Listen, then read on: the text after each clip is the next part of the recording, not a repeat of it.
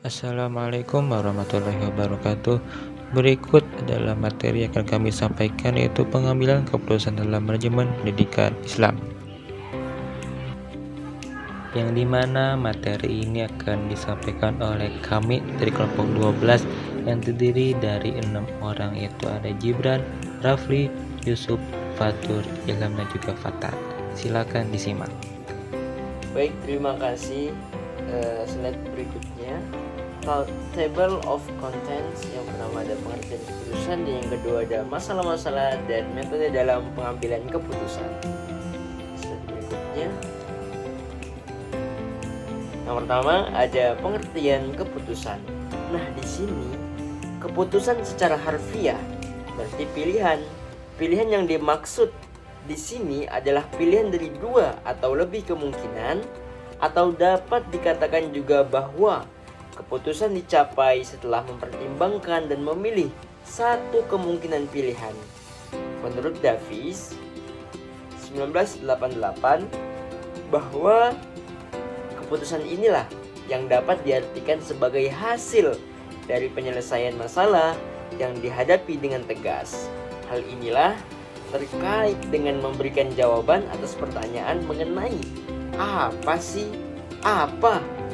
yang harus dilakukan, dan sejalan dengan unsur-unsur perencanaan, keputusan diambil sebagai respon terhadap masalah atau kesalahan yang mungkin terjadi pada rencana yang telah ditetapkan, atau adanya penyimpanan serius dari rencana yang telah diatur sebelumnya. Baik, sekian dari saya. Lanjut slide berikutnya. Dinamika kehidupan manusia selalu melibatkan konflik. Oleh karena itu, disinilah pentingnya sebuah keputusan. Hal ini sejalan dengan ajaran agama yang dimana Allah SWT berfirman, "Walladzina stajabu lirabbihim wa aqamus shalah wa amruhum syura bainuhum wa mimma razaqnahum yunfiqun," yang artinya, dan bagi orang-orang yang menerima mematuhi seruan Tuhannya dan mendirikan sholat, sedang urusan mereka diputuskan dengan musyawarah antara mereka, dan mereka menafkahkan sebagian dari rezeki yang kami berikan kepada mereka. Berdasarkan ayat tadi, dalam konteks pendidikan Islam, hal yang paling penting dalam pengambilan keputusan adalah bagaimana keputusan tersebut ditetapkan melalui musyawarah untuk mencapai mufakat. Dalam kehidupan umat Islam, setiap permasalahan biasanya diselesaikan melalui musyawarah sebagai metode pengambilan keputusan yang utama.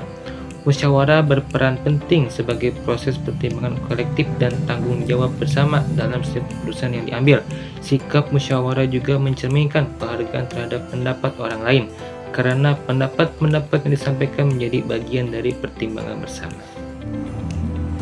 Yang kedua adalah masalah-masalah dan metode dalam pengambilan keputusan. Pada dasarnya, masalah muncul ketika terdapat kesenjangan antara dasolen dan dasein, atau perbedaan antara apa yang seharusnya dengan apa yang tidak seharusnya terjadi, antara apa yang dibutuhkan dengan apa yang tersedia, serta antara harapan dengan kenyataan. Masalah merupakan hambatan atau persoalan yang harus diselesaikan. Dengan kata lain, masalah adalah kesenjangan antara kenyataan dan apa yang diharapkan untuk mencapai tujuan dengan hasil yang optimal. Dalam bahasa Inggris, masalah atau problem didefinisikan sebagai satu pernyataan mengenai keadaan yang belum sesuai dengan yang diharapkan. Lalu selanjutnya ada jenis-jenis masalah. Yang pertama, masalah privat. Yang kedua adalah masalah publik. Jenis-jenis masalah privat.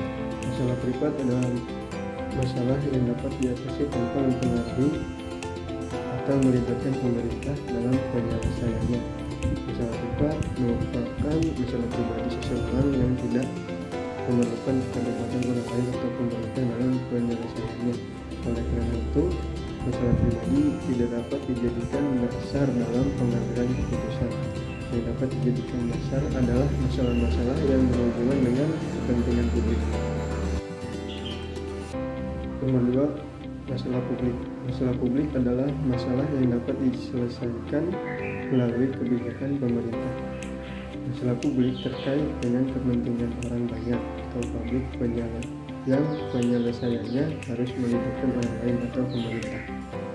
Contohnya adalah pelayanan KTP, grafika, penelitian, izin menjadikan bangunan, dan lain-lain. Oleh karena itu, masalah publik dapat dijadikan dasar untuk pengambilan keputusan. Baik, pada kesempatan kali ini saya akan menjelaskan mengenai salah satu metode pengambilan keputusan yang didasarkan pada metode ilmiah. Pada metode ilmiah ini, pengambilan keputusan manajemen tahapan ini merupakan proses pengambilan keputusan yang ilmiah dan memiliki unsur-unsur sebagai berikut menurut Supranto 2005. Menurut Supranto, ketika kita ingin mengambil sebuah keputusan, maka ada beberapa langkah yang harus diperhatikan. Pertama, rumuskan persoalan keputusan. Nah, perumusan masalah ini penting sebagai batasan dari proses pengambilan keputusan yang akan dilakukan. Tahap yang kedua, kumpulkan informasi. Informasi yang dikumpulkan harus mengenai penyebab munculnya masalah. Identifikasi penyebab masalah ini akan memberikan gambaran yang lebih jelas. Akan memberikan gambaran dan membantu mempersempit atau memfokuskan tindakan pemecahan masalah yang akan diambil. Langkah yang ketiga, cari alternatif tindakan. Nah, informasi yang diperoleh akan membantu menentukan langkah konkret yang akan mengambil untuk memecahkan masalah. Langkah-langkah ini disebutkan tindakan yang dibuat dalam bentuk beberapa pilihan sebagai alternatif. Tujuannya adalah untuk memberikan berbagai opsi tindakan yang akan memberikan hasil atau cara yang paling diinginkan. Nah, itu tahap yang ketiga. Buat tahap yang keempat, yaitu lakukan analisa alternatif yang mungkin dilakukan. Jadi, analisa atas berbagai alternatif tindakan yang dilakukan berdasarkan kemungkinan hasil di masa depan. Jika tindakan tertentu dipilih, hasil analisa memudahkan pengambilan keputusan dalam memilih alternatif terbaik. Oleh karena itu, analisa berusaha memisahkan alternatif yang memenuhi syarat tertentu dari yang tidak. Nah, tahap yang kelima, pilih alternatif terbaik. Pengambilan keputusan harus memilih salah satu dari berbagai alternatif tindakan. Dasar pemilihan alternatif ini adalah tujuan dari keputusan yang dibuat. Misalnya, seorang pedagang yang ingin memaksimalkan keuntungan dan memilih tindakan yang memberikan keuntungan tertinggi. Nah, tahap atau langkah yang terakhir yaitu laksanakan keputusan dan melakukan evaluasi hasilnya. Nah, setelah alternatif terbaik dipilih, keputusan akan dijalankan selama pelaksanaan keputusan. Evaluasi dilakukan sebagai bahan masukan untuk proses pengambilan keputusan dan untuk menilai aktivitas pilihan tindakan yang diambil. Jadi, ketika kita ingin mengambil sebuah keputusan, ada 6 langkah yang harus diperhatikan. Pertama, rumuskan persoalan keputusan. Yang kedua, kumpulkan informasi. Yang ketiga, cari alternatif tindakan. Yang keempat, lakukan analisa alternatif yang mungkin dilakukan. Yang kelima, pilih alternatif terbaik untuk mengambil keputusan tersebut. Yang keenam, laksanakan keputusan dan evaluasi hasilnya. Baik, teman-teman semua, berbicara mengenai pengambilan keputusan dalam pendidikan.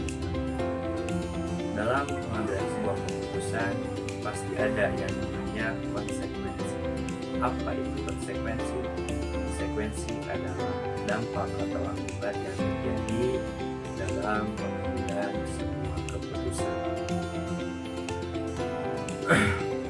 Dalam setiap keputusan terdapat tingkat ketidakpastian karena semua keputusan terjadi di masa depan yang tidak pasti. Membuat pilihan yang baik bergantung pada 3 faktor utama. Pertama, kejelasan dalam mendefinisikan faktor-faktor spesifik yang harus dipertimbangkan. Kedua, evaluasi yang teliti terhadap alternatif yang tersedia. Dan ketiga, penilaian yang cermat terhadap risiko yang terkait dengan alternatif tersebut. Namun, seringkali keputusan dibuat tanpa mempertimbangkan risiko yang terkait dengan pilihan Anda. Sebelum membuat keputusan, sangat penting untuk mempertimbangkan kemungkinan dampak negatif dari alternatif yang tersedia. Dampak negatif dari suatu tindakan seringkali sama nyatanya dengan manfaatnya, bahkan terkadang lebih nyata. Setelah keputusan diambil dan dilaksanakan, dampak negatifnya akan menjadi masalah nyata. Dampak dari sebuah keputusan, baik positif maupun negatif, seringkali memiliki efek yang berlangsung lebih lama dari proses pengambilan keputusan itu sendiri yang menghasilkan keputusan tersebut. Jadi teman-teman semua, dalam mengambil sebuah keputusan pasti ada yang namanya konsekuensi, baik itu konsekuensinya berdampak positif ataupun negatif. Tinggal bagaimana kita teliti dalam mempertimbangkan alternatif-alternatif yang tersedia dalam sebuah keputusan tersebut. Terima kasih. Saya kembalikan kepada moderator. Nah, kesimpulan yang dapat kita ambil adalah bahwa pengambilan keputusan dalam manajemen memiliki pentingnya yang sangat besar. Dalam proses pengambilan keputusan, penting untuk mempertimbangkan kemungkinan berbagai skenario yang dapat terjadi di masa depan. Oleh karena itu, penting bagi kita untuk memahami metode dalam mengambil keputusan agar dapat menghindari kesalahan. Kita juga perlu mengenai berbagai jenis masalah yang mungkin dihadapi. Setelah keputusan diambil, kita harus siap menerima semua konsekuensi yang mungkin timbul dengan penuh tanggung jawab. Selesai sudah pemaparan materi dari kami. Kurang lebihnya mohon maaf. Wassalamualaikum warahmatullahi wabarakatuh.